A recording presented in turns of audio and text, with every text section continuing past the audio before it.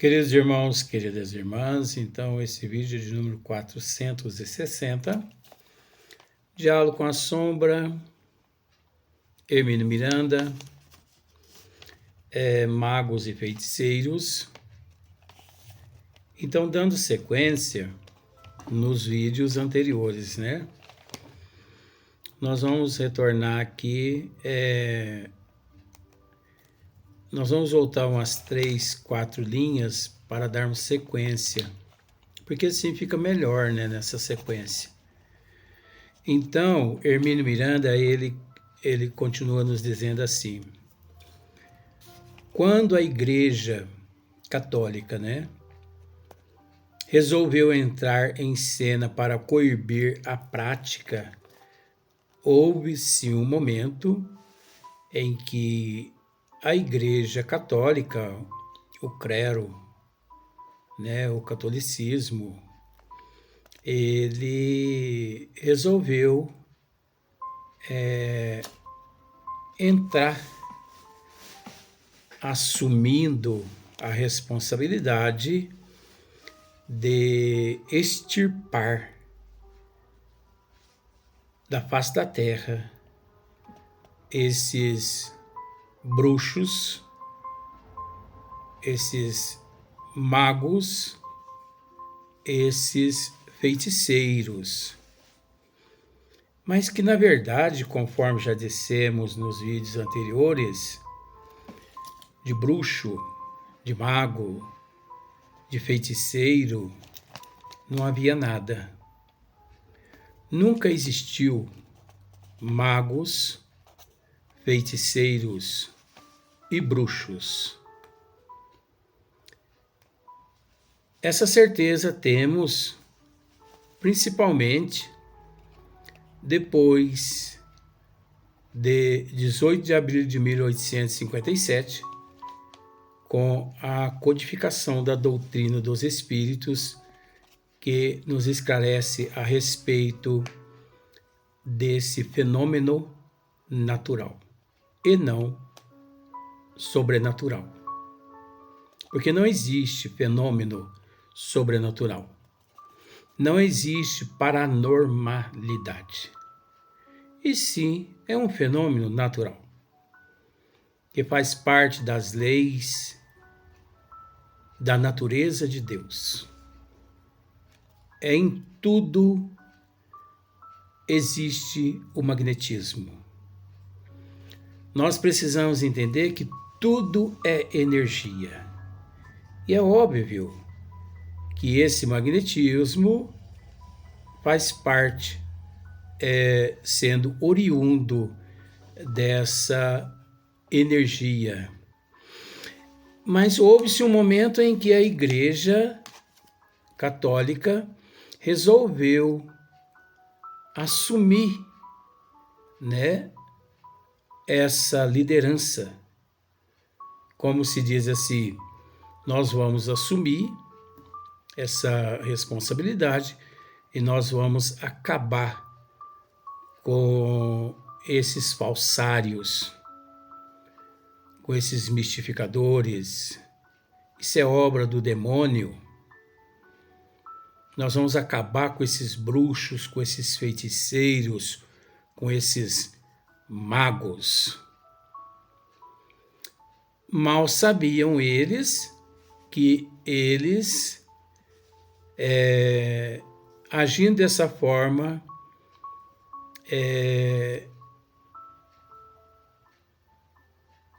estariam destruindo, matando médiuns que, a 18 de abril de 1857, o Espiritismo, através de Hippolyte Léon Denisard Rivail, muito bem, veio nos esclarecer. O médium de efeito físico.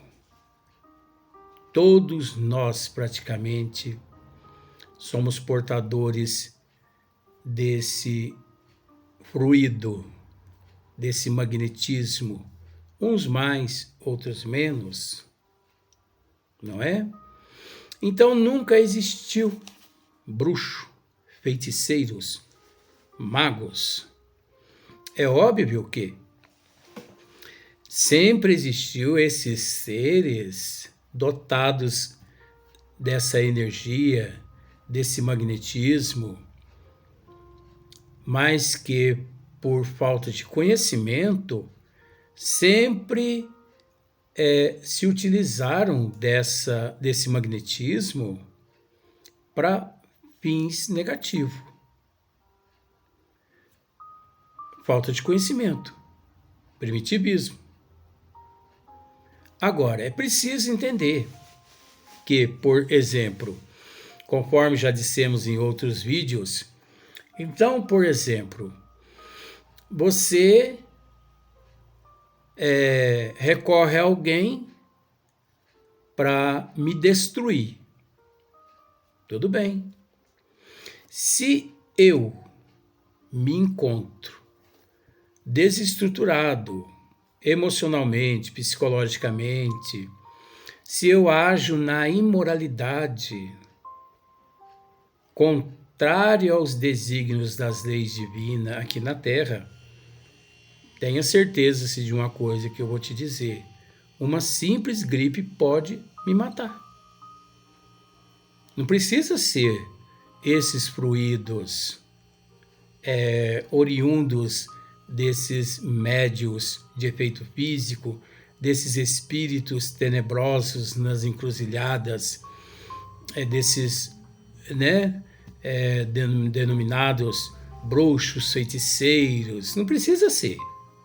Uma simples gripe me mata. Porque o vírus da gripe me encontra com o sistema imunológico em baixa. E é natural. Esse vírus, por falta de resistência imunológica, espiritual e física, esse vírus, ele toma conta do meu organismo todo, vindo a um fato de pneumonia, um quadro de pneumonia, e é natural que o próximo passo é o desencarne. Agora, se eu me encontro positivamente em dia com os desígnios de Deus, lutando, batalhando, procurando hoje ser melhor que ontem e amanhã melhor que hoje, agindo no bem, fazendo bem, praticando bem, desejando bem, pode ter certeza de que feitiçaria nenhuma, magia nenhuma, bruxaria nenhuma, voodoo nenhum me destrói. Porque aí é a luta entre o bem e o mal. O bem sempre vence, sempre venceu. O bem, o amor, o bem, o amor é um antídoto. De forma que demora-se um pouco. A luta é incessante. A luta é grande. Mas é preciso dizer que, por mais distante que seja, o bem vence. Até porque, eu não sei se você sabe, o mal não existe. Que é isso, Luiz? Existe. Não existe. Existe, confesso a você, que o bem, o amor que existe. Por quê? Porque o bem, o amor, ele é eterno. O mal é uma fase. O mal é o amor que se deturpou. O mal é o amor que se enfraqueceu naqueles corações onde a pessoa achava que tinha fé inabalável e que, na verdade, foi pego de surpresa, coitadinho. Então, o mal é o ciúme. O mal é a inveja, é o orgulho, é o egoísmo. Agora, é preciso entender que todos esses, um dia, serão destruídos. Porque só há espaço na eternidade para o amor, para o bem e por aí em diante. Então, se o catolicismo tivessem, na época que assumiu essa responsabilidade, se tivesse estudado todos esses, vou usar esse nome, bruxos, esses hereges, né? Eles não teriam matado ninguém. Porque eles iam se inteirar-se de que não existia, não havia ali bruxo, não havia ali feitiçaria, e sim algo proveniente de mediunidade, dons mediúnicos, efeito físico, algo que teria que ser estudado. Por exemplo, no Livro dos Espíritos, na questão de número 551 e 557, poder oculto. Procura para você ver. Feitiços, talismã e feitiços. 551, 557. Livro dos Espíritos. Estude lá para você ver o que os bons espíritos descreve, relata a Hippolyte Léon Denisard Rivail. Praticamente o que nós estamos dizendo. Só que, naquele momento, eles não puderam dizer tudo, porque não cabia. Mas se, muitos séculos antes, tudo que neste livro se encontra a respeito desse assunto, magos e feiticeiros, é natural que o catolicismo não teria matado milhões de bruxos, bruxas, feiticeiros, magos e também hereges. Mas você está dizendo que o catolicismo matou, Luiz. Esses bruxos, então, eram bruxos. Não eram bruxos, e sim médiums. Até hoje, 2024, o catolicismo não aceita a reencarnação, não aceita os tratamentos de cura, os tratamentos de fluidoterapia, os passes, reencarnação, mundo espiritual. Eles são apegados às mitologias. Eles são apegados àquilo que dá dinheiro. Eles são apegados à desvangelização da humanidade. Porque a desvangelização é que dá lucro a eles. Por que dá lucro? Porque através da mitologia e do dogma da igreja criada pelo homem, né? Os dogmas da igreja, das igrejas foram criadas pelos dirigentes das igrejas, né? É aquilo que dá dinheiro a eles. E é uma forma de manter também os adeptos sem conhecimento, sem cultura nenhuma. Então vejamos aqui, ó.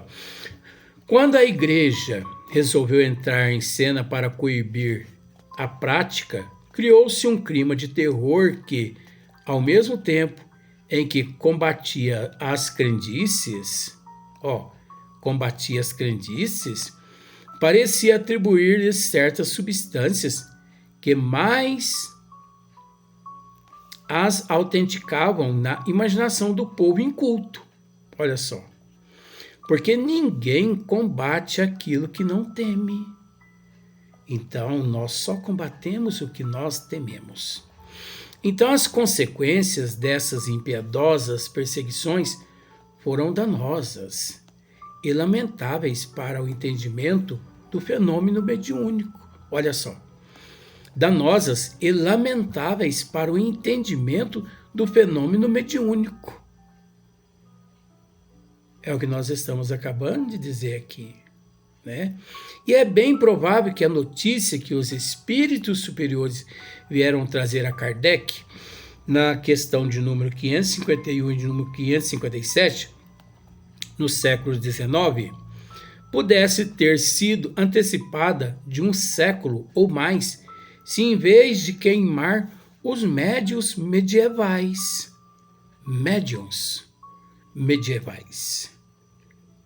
se tivessem estudado esses bruxos, feiticeiros, esses magos, se tivessem estudado esses endemoniados, né? Porque era assim que era tratado os médiuns na época, aqueles que tinham contato com o mundo espiritual. Eu penso comigo que eu, naquela época, será, vó? Vó tá falando, vó está me dizendo aqui que eu tive a oportunidade naquela época de virar churrasquinho, principalmente com os dons mediúnicos que eu possuo. Então, com essa evidência, com essa audição, com esse magnetismo meu, então, naquela época lá, eu encontrei o meu também na mão do clero, né? Então, eles me transformaram em churrasquinho. Então, médiuns medievais, sob a acusação de que mantinham pactos com o demônio. Então, olha só para você ver. A Igreja Católica já assumiu a responsabilidade justamente, já, de certa forma, torturando todos aqueles e não analisando, estudando com minuciosidade, com respeito. Não existia respeito. Por que não existia respeito? Porque tudo que os médiuns naquela época faziam e diziam ia contra os dogmas da Igreja Católica e de outras religiões. Então, era esses considerados hereges, né? Porque falou-se mal, fogueira nele. Mas ninguém, na época, falava mal. Ninguém dizia mal de nada. Apenas descrevia a realidade, né? Então, o demônio procurasse estudá-los. Vamos voltar. Sob a acusação de que mantinham pactos com o demônio, procurassem estudá-los com respeito e interesse. A despeito disso, não foram poucos os prelados católicos que, olha só para você ver, não foram poucos os prelados católicos, né? Os líderes, os bispos, os sacerdotes, prelados católicos que, durante toda a existência, mantiveram cultos paralelos de magia negra com os seus estranhos rituais. Então, observe para você ver. Eles, de certa forma, puniam aqueles que em meio à sociedade se encontrava e que, levado ao conhecimento do clero, eles puniam, mas nos bastidores, muitos prelados, bispos, sacerdotes, até o Papa mesmo, né? Os pontífices, muitos mantinham nos bastidores, nas masmorras, nas catacumbas, eles mantinham ali um contato. Eles exercitavam esses rituais, eles praticavam esses rituais. Esses prelados aqui está dizendo aqui. Isso aqui é um estudo muito sério de Hermínio Coelho Miranda. Isso aqui não é brincadeira. Então, eles também exercitavam esse ritual. Por que eles exercitavam? Porque o Papa é médium. Os bispos são médios. Os sacerdotes, os padres, todo mundo é médium. Já disse isso várias vezes, vou repetir. Nascido de mulher aqui na Terra, todos somos médiums. Uns mais, outros menos sensitivos, ostensivos. Uns mais, outros menos. Até mesmo aqueles que dizem assim: eu não sou médium. Tudo bem, a gente tem que respeitar. Porque às vezes a pessoa pensa que médium é aquele que vê espírito, aquele que ouve espírito, aquele que trabalha os bons espíritos através de suas cordas vocais, que significa psicofonia, psicografia. Mas a doutrina dos espíritos, principalmente no livro dos médiuns, nos esclarece a respeito dos médiuns inspirados, intuitivos.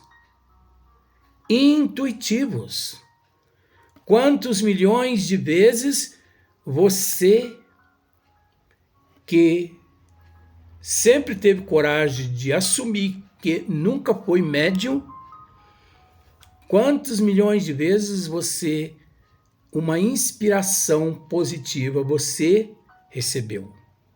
Ou uma inspiração negativa? Ou uma intuição positiva ou uma intuição negativa.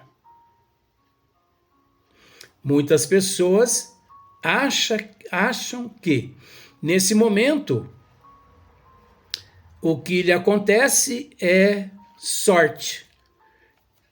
Você está indo numa determinada rua com seu automóvel, de repente vem um pensamento assim: vira à direita. Aí você pensa assim: eu vou virar à direita porque eu tenho uma loja para poder pagar uma conta ali. E você vira à direita. Se você tivesse virado para a esquerda, você ia pegar um engarrafamento, você ia permanecer ali umas 2, 3 horas parada no trânsito. Aí tem pessoas que dizem assim: nossa, mas que sorte que eu tive. Não existe sorte, gente. Não existe sorte. Naquele exato momento, por algum motivo na tua bagagem espiritual, por algum mérito teu, os anjos guardiões, os bons espíritos, os amigos familiares teu, eles te intuíram. Eles te levaram você a pensar naquela loja, naquele sapato, naquela roupa. Agora, preste bem atenção numa coisa. Os bons espíritos, eles nos inspiram. Eles nos intuem. Os espíritos das trevas, você vai ver onde vai parar isso, como que é legal. Os espíritos das trevas nos inspiram a fazer o mal. Nos intui apenas. O mal, quem pratica, somos nós. O bem, quem pratica, somos nós. Sabe como? Através do livre-arbítrio, que é o nosso direito de escolha. Pois nós temos o livre-arbítrio, que é o nosso direito de escolha. Então, eu aqui me encontro. Vem um pensamento. Saia lá fora para você tomar um oxigênio puro. Aí, esse pensamento é de um mentor espiritual. Só que eu não consigo captar que, de fato, seja de um mentor espiritual. Eu apenas tenho essa inspiração, essa intuição. Mas eu tenho o direito de ir e de não ir lá para fora. Aí eu saio lá fora. Que maravilha! De repente a casa minha cai. Aí eu penso assim, meu Deus do céu, se eu tivesse ficado lá dentro, eu tinha morrido. Que sorte que eu tive! Que sorte o quê, gente? Não existe sorte. A inspiração, a intuição, mais o meu livre-arbítrio, eu que decidi sair lá fora. Se eu não saio, teria me sucumbido. É a mesma coisa o mal. Passa uma meretriz, né, na rua, vamos usar esse termo com todo respeito, ou uma outra pessoa, vem aquele pensamento assim, olha para trás. Vem aquela inspiração, vem aquela intuição, olha para trás, repara. Aí vem o meu livre-arbítrio. Não, eu não vou olhar. Não vou olhar. Eu estou em reforma íntima. Como também eu posso agir da seguinte forma, eu vou olhar. É preciso entender que esse eu não vou olhar, ou eu vou olhar, é de minha responsabilidade. Eu apenas cedi. Eu apenas permiti. Eu aderi àquela faixa vibratória negativa. Então não existe sorte. Tem pessoas que dizem assim, mas eu tive uma sorte tão grande ter casado com essa mulher. Uma sorte tão grande ter casado com esse homem. Eu tive uma sorte tão grande de ter arrumado esse emprego. Não existe sorte, gente. Preste atenção nisso. Não existe bala perdida, e sim bala certeira. Vamos para o próximo vídeo. Sequência no mesmo assunto.